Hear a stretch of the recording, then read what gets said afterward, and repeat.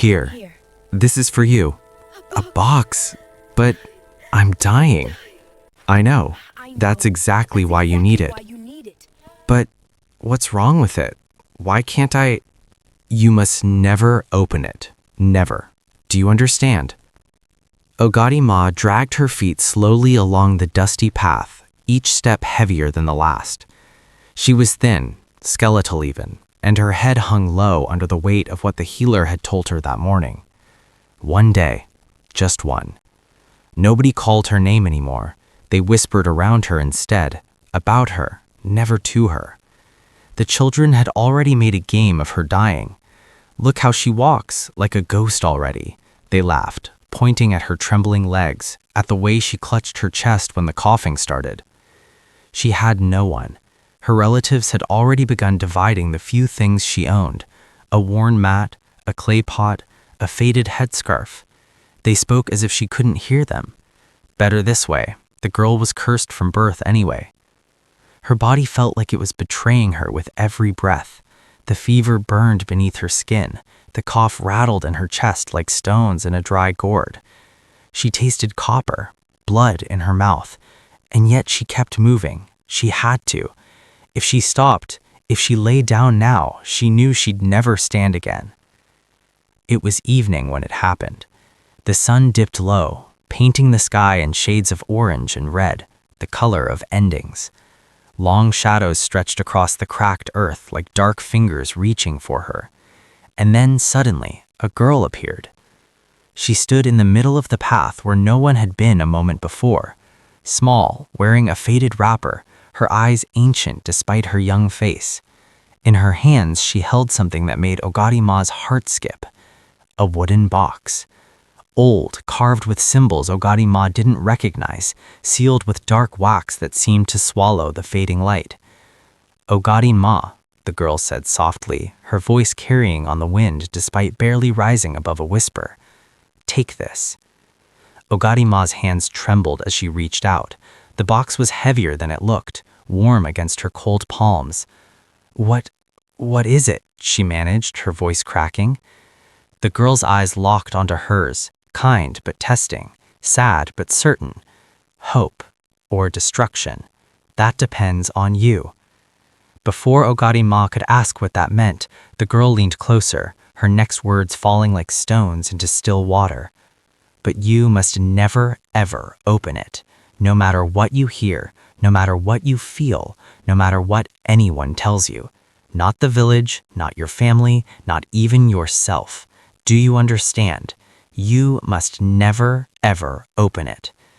Ogati Ma nodded, confused and afraid, clutching the box tighter.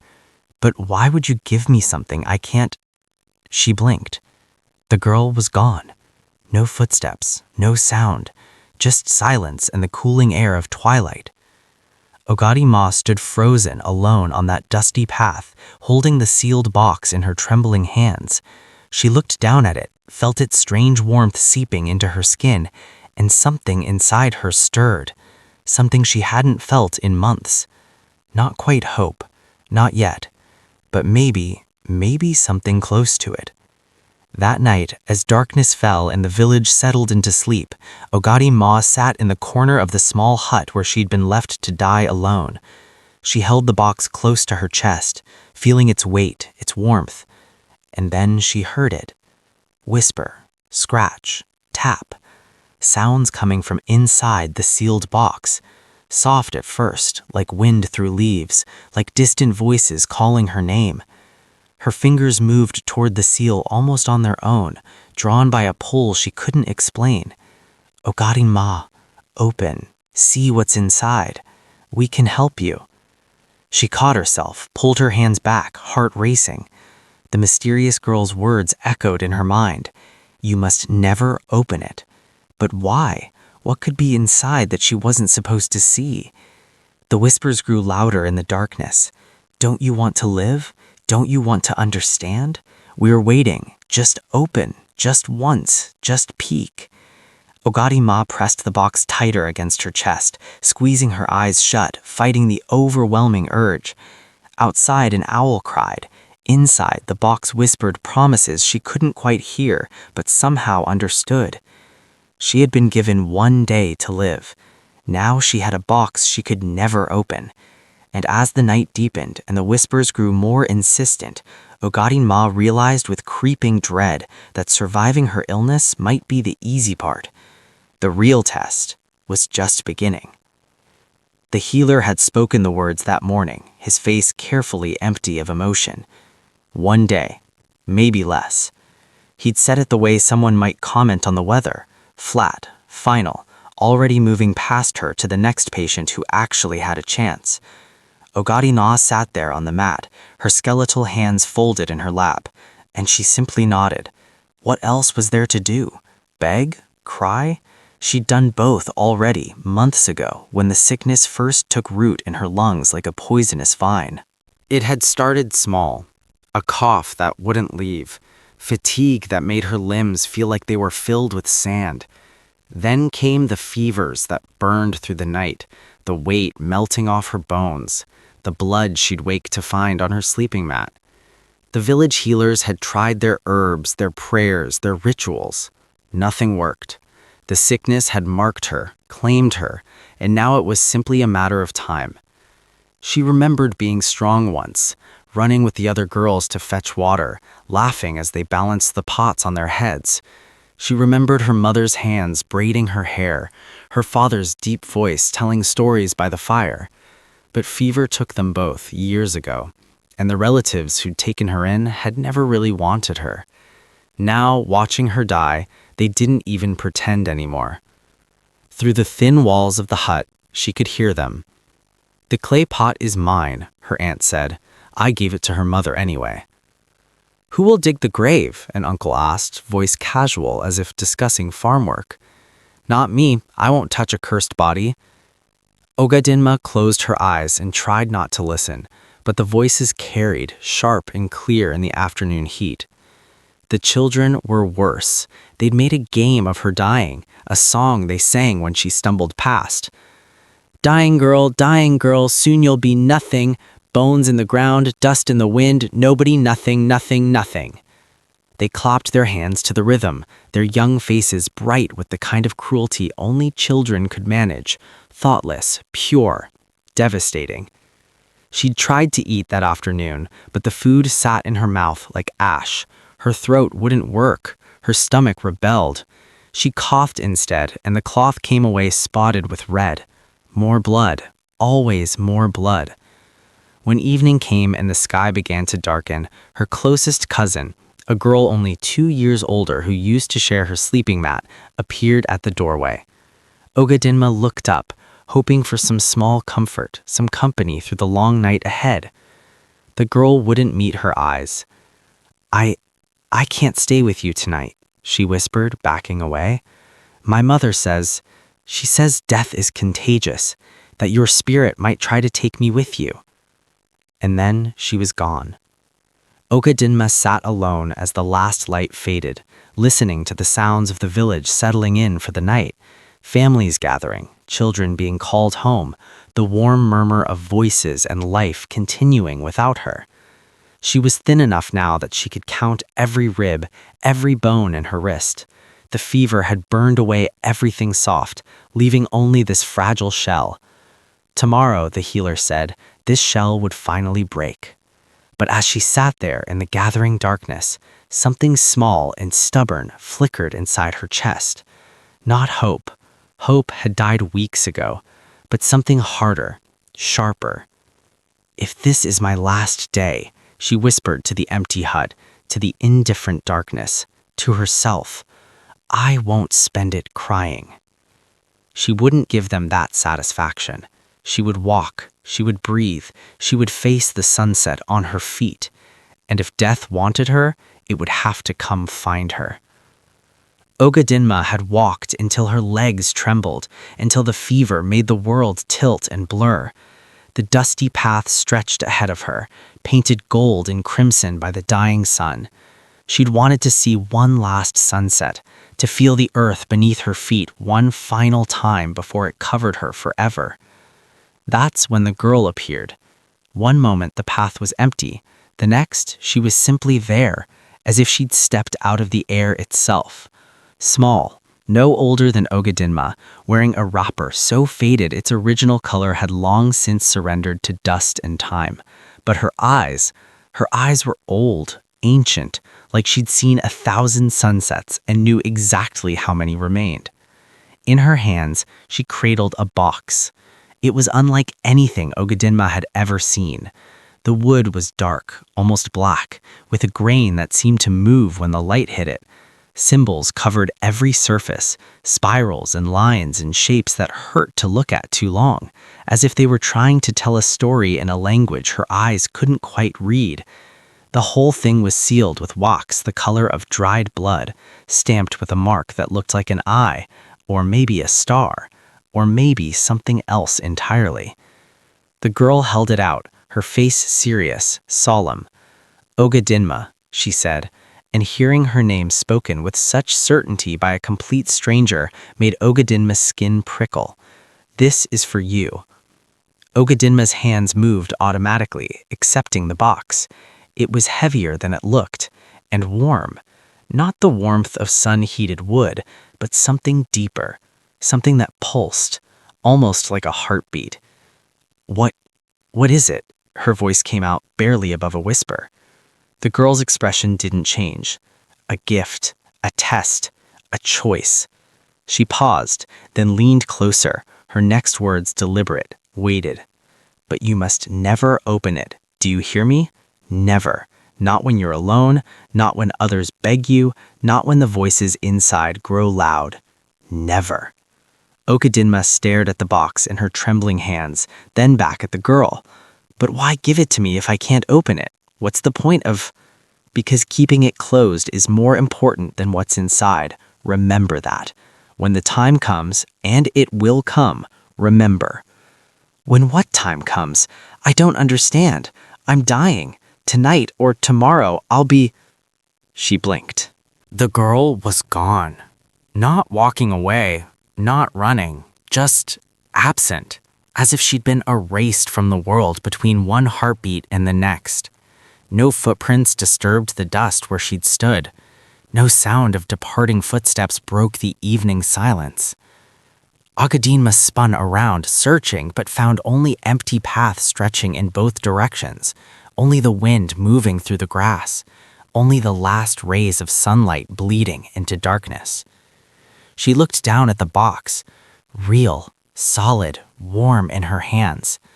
The weight of it felt like proof she hadn't imagined the encounter, but it also felt like something else, like responsibility, like burden, like a question she didn't know how to answer.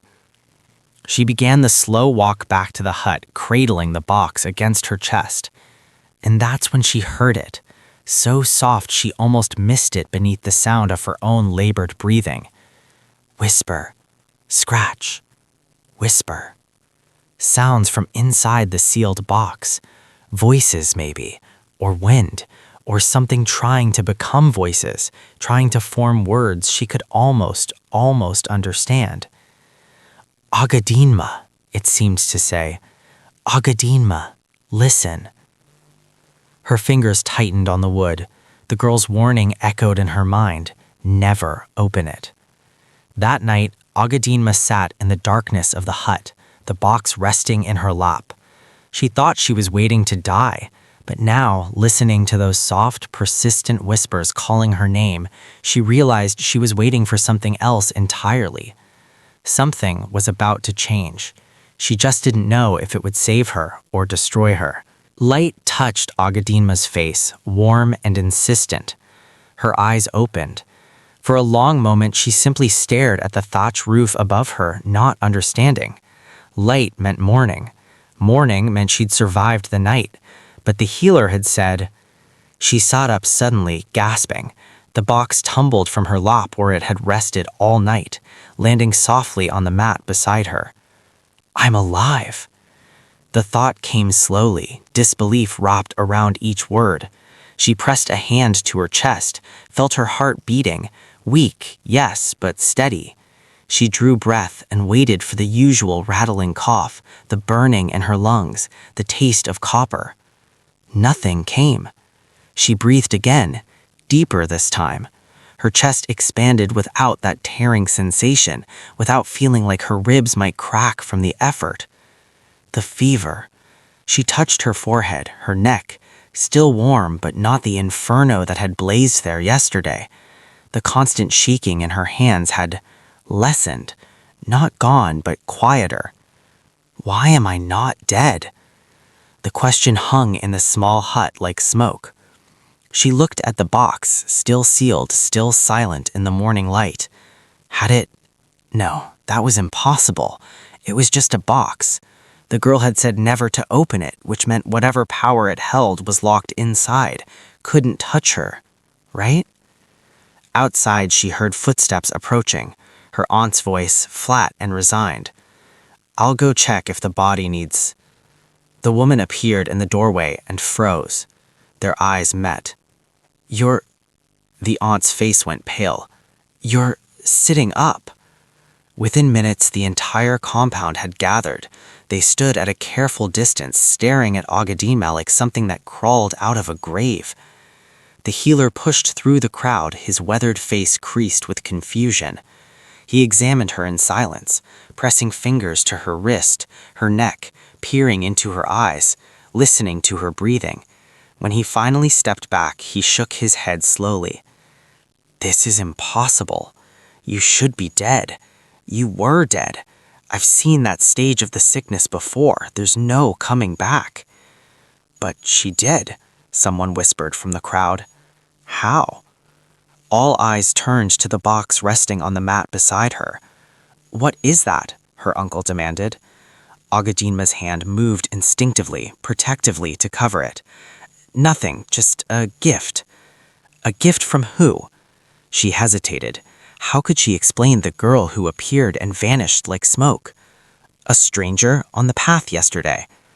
The whispers started immediately, rippling through the gathered crowd like wind through dry grass.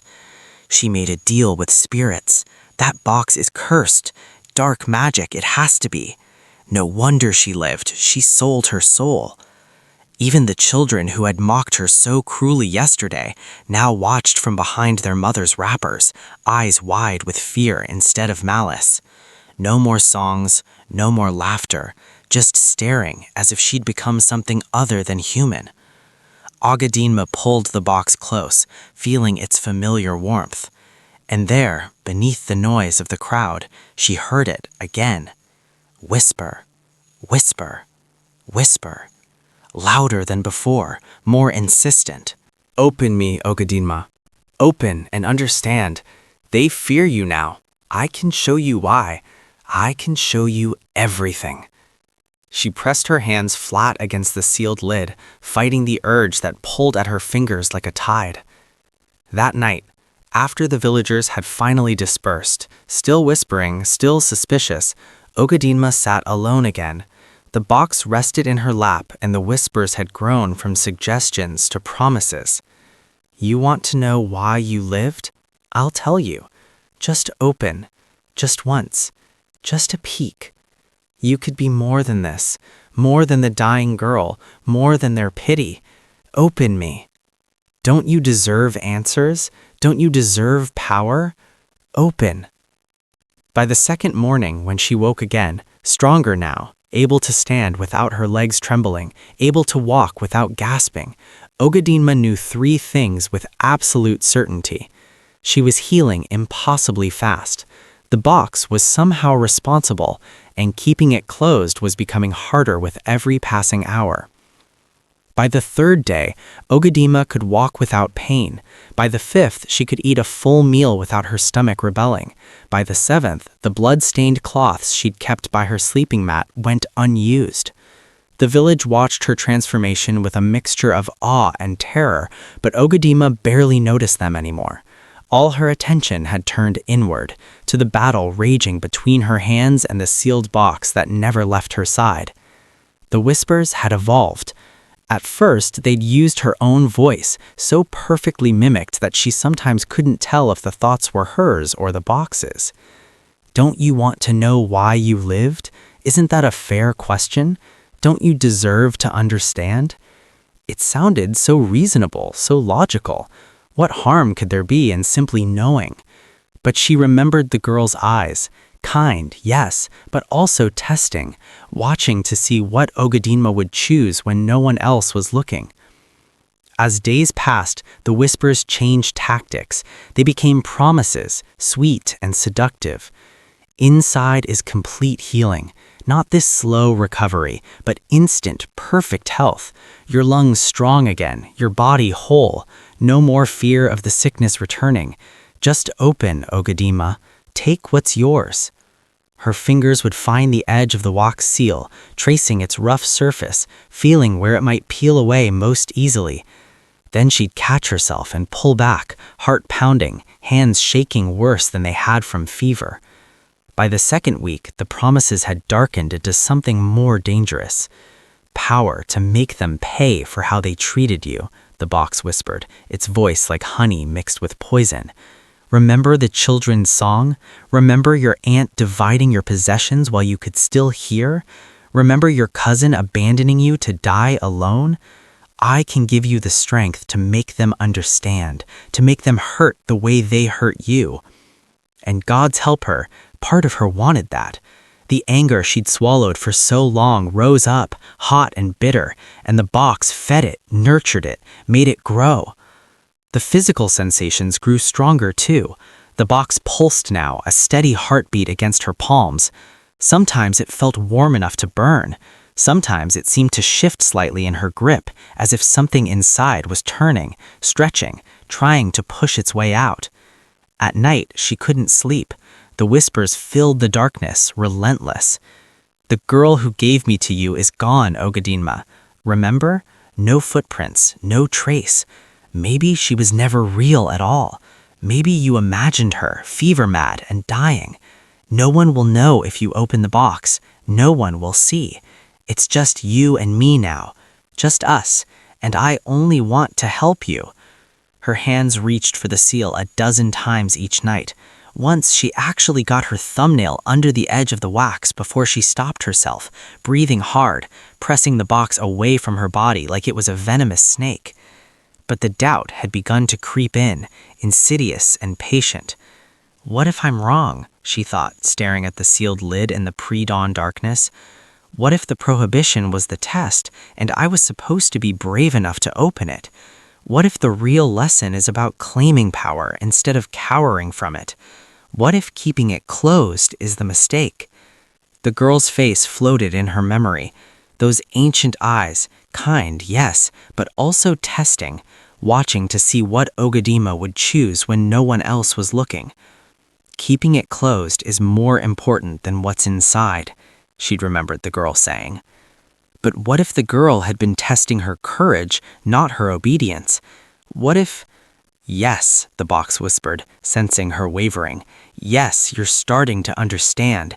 The weak keep boxes closed, the strong open them. Which are you, Ogadinle?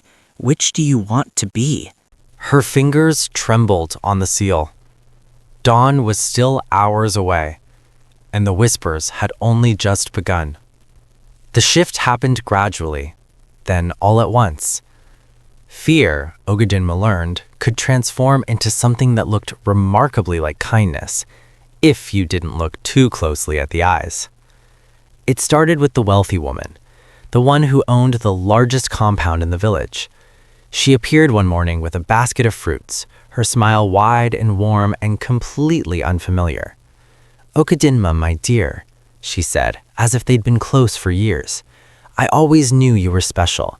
From the moment I first saw you, I told my husband, that girl has something remarkable in her."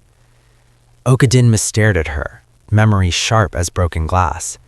This was the same woman who'd refused to spare even a handful of grain when Ogadinma was starving.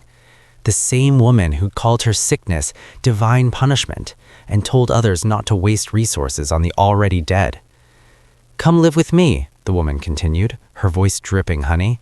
"You shouldn't stay in this small place. I have a room, proper food, everything you need."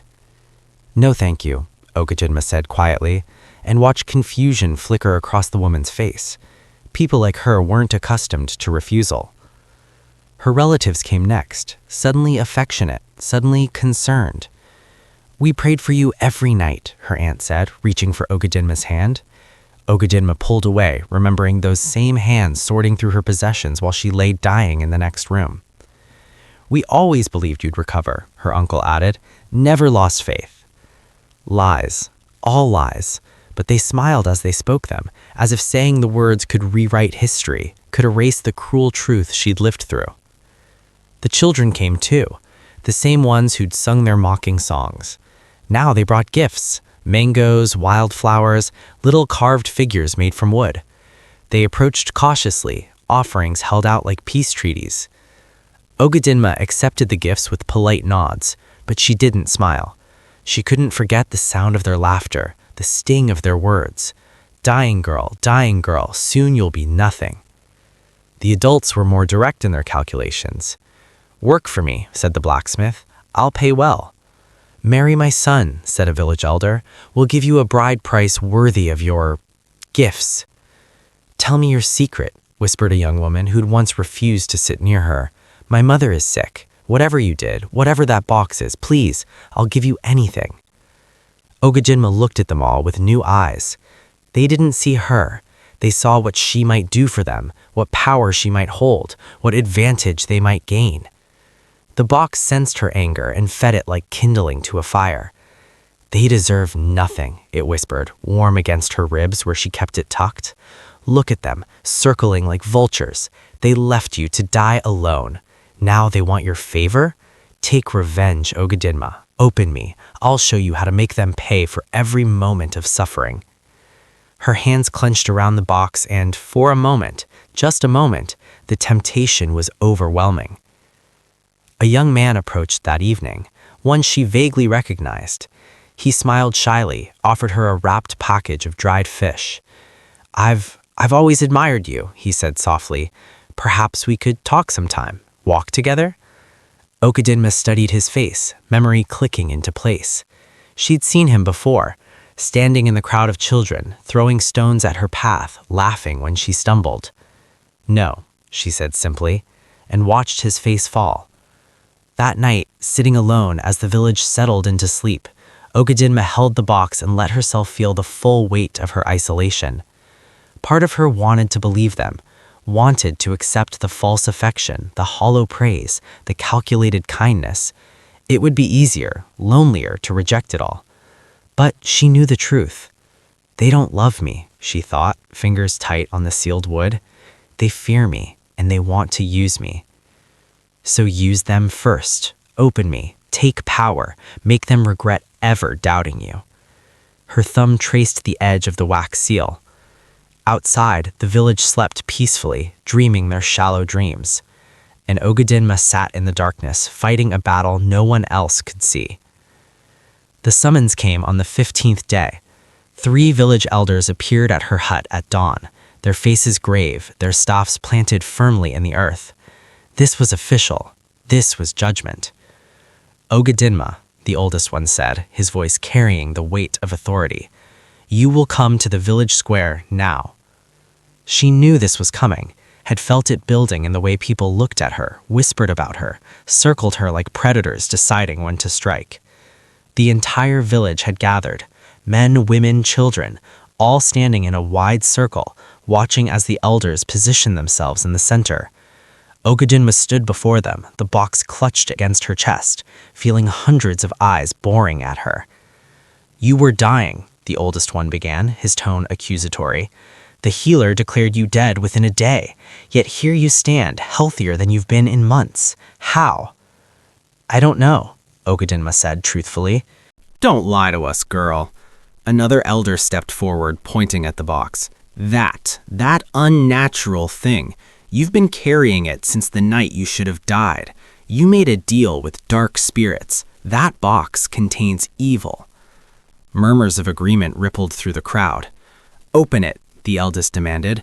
"Open it before us now and prove you have nothing to hide." Ogadinma's arms tightened around the box. "I can't. Can't or won't. I promised not to open it." "Promised who? The spirit that possessed you?" Her aunt pushed through the crowd, face twisted with something that looked like concern but felt like manipulation. Ogadinma, if that box healed you, think of the others who are sick. My neighbor's child is dying. The blacksmith's wife has the wasting sickness. If there's healing inside, don't be selfish. Open it. The guilt hit like a physical blow. Ogadinma faltered, doubt creeping in. What if they're right? What if I'm keeping something that could save others? The children chanted from the edge of the crowd, their young voices cutting. Are you afraid? What are you hiding? Show us! Show us! The wealthy woman stepped forward, her smile predatory. I'll give you 50 goats, 100, land, my son's hand in marriage. Name your price, child. Just open that box and share what's inside. This is your last chance, the eldest said, his voice hardening. Open it and prove your innocence, or leave this village. We will not harbor a witch. The crowd pressed closer, their voices rising, blending into a single demand. Open it! Open it! Open it! Ogadinma looked around the circle of faces, some angry, some afraid, some greedy, but not one kind, not one supportive. Even the people who'd brought her gifts now watched with suspicion, ready to turn on her in an instant. She was alone, completely, utterly alone, and the box knew it. They're turning on you again, it hissed, its voice sharp with urgency. Just like before, just like when you were dying and they divided your possessions. They'll never accept you, never protect you, but I can protect you. Use me, open me, take the power inside and make them bow, make them sorry, make them hurt. The box shook in her hands, violent tremors running through the wood. Open me! That night, after the elders had given her 3 days to comply or face exile, Ogadinma sat in her hut with the box between her knees. It was shaking so hard now that dust rose from where it touched the ground. The whispers became shouts, multiple voices screaming over each other. Open! Open! They'll destroy you if you don't. Save yourself. Take what's yours. Open! Open! Open! Her hands reached for the seal, pulled back, reached again. Maybe I should, she whispered into the darkness, tears streaming down her face. Maybe they're right. Maybe I'm being foolish. Maybe the prohibition was never meant to last forever. Maybe... The box pulsed like a living heart, hot enough to burn, and Ogadinma's fingers found the edge of the wax seal. The darkest hour came just before dawn on the third night. Ogadinma hadn't slept in days. The box had seen to that. It pulsed in her lap like a second heart, hot enough that her palms were red and blistered, but she couldn't let go, couldn't let go. The whispers had multiplied into a chorus of voices, each one familiar, each one devastating. My daughter, came her mother's voice, soft and warm as she remembered it. Why do you suffer? Open the box, my child. Let me help you. Don't you miss me? Don't you want to see me again? Ogadinma, her father's deep rumble joined in. Be brave, be strong. A warrior doesn't fear knowledge. Open it and claim your birthright. Then her own voice, younger, the girl she'd been before the sickness. Please, I'm so tired of hurting. I just want it to stop. Make it stop. Open it, please. And finally, most cruelly, the mysterious girl's voice, or something perfectly mimicking it. You've passed the test, Ogadinma. You've proven yourself worthy. Now take your reward. Open the box. Lies. All lies. But gods, they sounded so real. The promises came next, each one more intoxicating than the last. Complete healing, not just recovery, but perfection. Lungs that never fail, a body that never ages, eternal youth. You'll never be weak again, never vulnerable, never afraid. The box glowed now, pulsing with light that seeped through the cracks in the wood, painting her face in shades of gold and amber. Power to transform the village, make them truly love you, not just fear you or use you, but genuinely cherish you. You could heal their sick, feed their hungry, become their savior. Imagine their gratitude. Imagine finally belonging. Heat radiated from the wood, intense enough that she should have dropped it, but her hand stayed locked in place. Wealth beyond imagination. Gold, jewels, cloth finer than anything you've ever touched. A compound that makes the wealthy woman's look like a beggar's hut. You'll never hunger again, never want for anything. Her fingers found the edge of the wax seal, tracing its rough surface. Revenge. Perfect, complete revenge on every person who hurt you. Every cruel word repaid, every moment of suffering returned tenfold. They left you to die alone. Make them understand what that feels like. Make them beg forgiveness on their knees. The memories flooded back, a cascade of humiliation and pain. The children's mocking song, her aunt dividing her possessions, her cousin abandoning her, the wealthy woman's scorn, the healer's indifferent pronouncement of death, the entire village treating her like something already buried. They deserve to pay, the box whispered, its voice now a roar. I can give you justice, perfect justice. All you have to do is open. Just lift the seal. Just peek inside. Just once. What harm could it do? She's gone, Agadima. The girl who gave me to you vanished. No footprints, no proof she was ever real. Maybe you imagined her. Maybe she was a fever dream. No one will know. No one will see. It's just you and me. Just us. And I only want to help you. Don't you deserve help? Don't you deserve power? Don't you deserve everything they denied you? Agadima's thumbnail slipped under the edge of the wax. She felt it give slightly, felt the seal begin to lift. Yes, the box breathed. Yes, that's right. Just a little more. Just... A memory surfaced, sharp and clear through the fog of temptation. The mysterious girl's face, those ancient, knowing eyes, her final words spoken with such intensity.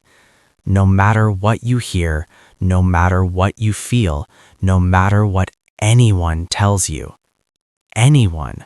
Not just the village, not just strangers. Anyone. Agadinma froze, her finger still under the seal. The box is telling me, she realized, the thought cutting through the chaos like a knife. The box is someone, something, and this, all of this, is exactly what she warned me about. No, the box screamed. Don't stop now. You're so close. Don't be a fool. Don't... Agadinma ripped her hands away, throwing the box across the hut. It hit the wall and fell silent. She sat trembling, gasping, her burned palms pressed against her face, her whole body shaking with the effort of resistance. Outside, the first light of dawn touched the horizon, and Agadinma understood, finally, what the test had always been. The entire village gathered in the square at midday when the sun was highest and shadows couldn't hide anything. The three elders stood waiting, staffs in hand, faces carved from stone. Behind them, the crowd pressed close, men, women, children, all watching with a mixture of fear and hunger and something darker. Agadinma walked to the center, the box clutched against her chest. It was shaking so violently now that people stepped back, as if violence itself might leap from the wood. "This is your final chance," the eldest said, his voice carrying across the silent square. "Open the box now and prove you have nothing to hide or be banished from this village as a witch. You have until the sun moves one hand's width across the sky." The box screamed, not whispered, screamed, its voice audible now, echoing across the square so that everyone could hear. "Power, healing, revenge, everything you've ever wanted. Open me now." People gasped, some backing away further, others pressing closer, drawn by the promise in that terrible voice. Agadinma's body betrayed her. Her hands moved on their own, fingers reaching for the seal, pulling at the wax. She fought against her own muscles, but they wouldn't obey. The box had grown too strong, its pull too powerful. "Open it! Open it! Open it!" the crowd began to chant, their voices rising in rhythm with the box's screaming. Her aunt pushed forward, tears streaming down her face. "Please, Ogadinma, just do it. Make this stop. I'm begging you." Children were crying now, clinging to their mothers, terrified of the thing that shook and glowed and promised and threatened all at once. The wealthy woman stepped into the circle, her face desperate. "Everything I own," she shouted over the noise. "My land, my compound, my wealth, all of it. Just open it." The box burned in Ogadinma's hands, searing her flesh, but she couldn't drop it. Her fingers traced the seal's edge, found the loosest part, began to lift. And then, something inside her went still. Quiet. Clear.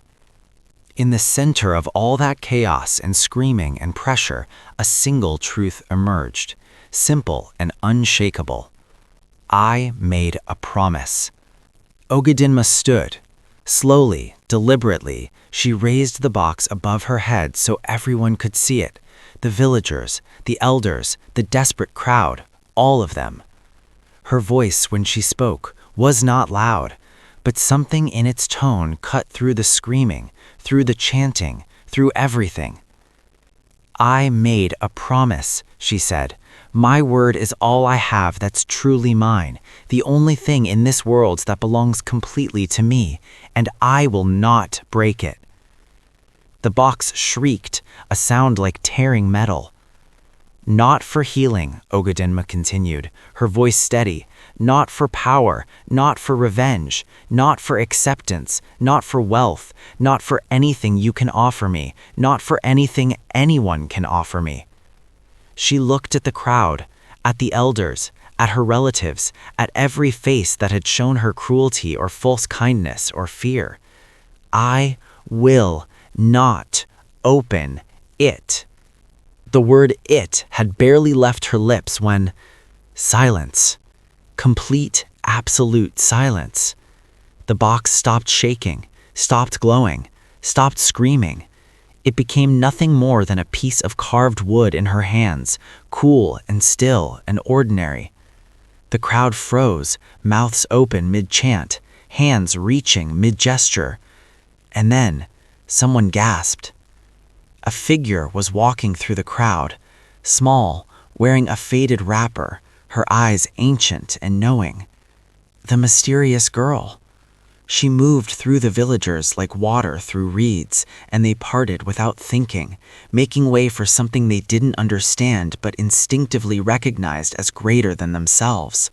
She walked straight to Ogadinma, and for the first time since that dusty path at twilight, she smiled.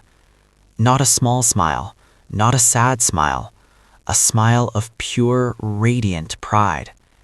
"Well done," the girl said softly. "Oh, Ogadinma, well done." The mysterious girl reached out and took the box from Ogadinma's trembling hands. She held it up to the sunlight, turning it slowly so everyone could see. "The box was always empty, Ogadinma," she said, her voice carrying across the silent square. "Or rather, it contained only what you put into it." Confusion rippled through the crowd. Ogadinma stared at her, not understanding. The girl's eyes met hers, kind and knowing. "The whispers you heard, those weren't spirits or demons or magic. They were you, your doubts, your fears, your desires.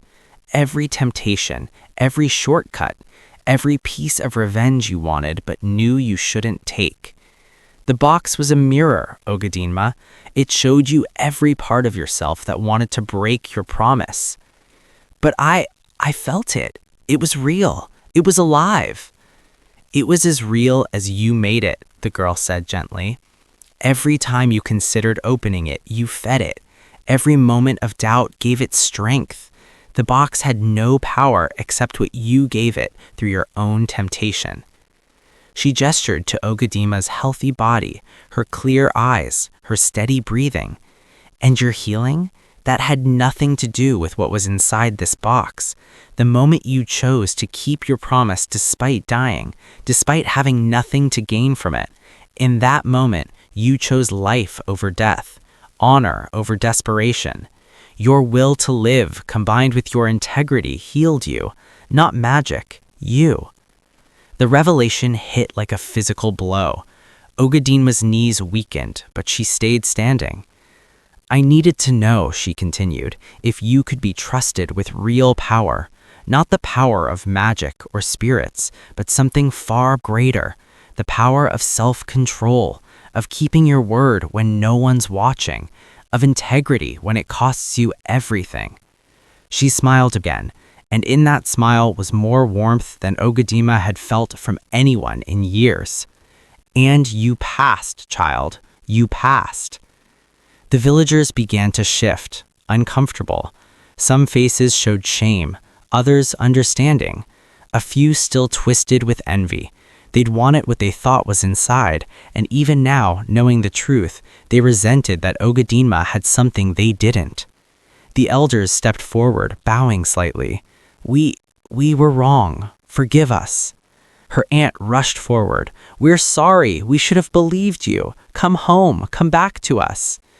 Ogadinma raised a hand, silencing them. Her voice when she spoke was calm but firm. I forgive you. I forgive all of you. The cruelty, the abandonment, the way you treated me when I was dying, and the way you used me when I lived. Hope lit their faces, but she wasn't finished. But I will not forget, and I will not return to those who abandoned me in death and tried to use me in life. I will make my own path now. She turned to the mysterious girl. What happens to the box? The girl smiled and sealed it again with fresh wax, her fingers moving in patterns that seemed to shimmer in the air. It goes to the next one who needs to learn this lesson, and there's always a next one. She began to walk away, then paused, looking back. Teach them, Ogadinma. Teach the children what you learned. They're watching. And she vanished, stepping between one moment and the next, leaving no footprints in the dust. Weeks later, Ogadinma sat beneath a large tree at the edge of the village. Children gathered around her, not to mock, but to listen. She'd started teaching them small things, weaving, tracking roots in the earth, stories. But most importantly, she taught them about promises. The greatest power, she told them, as the sun set, painting the sky in gold and crimson, is not in what you take, but in what you refuse. Not in opening every door, but in knowing which ones to keep closed. Not in breaking promises, but in keeping them when it costs you everything. A small girl raised her hand. But what if no one knows you kept it? What if no one sees? Ogadinma smiled. Then it matters even more, because you see. And what you think of yourself, whether you can trust your own word, that's the only opinion that truly counts. She looked out over the village, at the people who changed their minds about her, but not their nature. She'd built a small hut of her own now, earned her living through honest work, and spent her evenings teaching anyone who wanted to learn. She was healthy. She was free. She was at peace. And she learned that true strength wasn't found in magic boxes or mysterious gifts, but in the simple, powerful act of keeping your word, especially yourself. Please subscribe to our channel and share this story for more to come.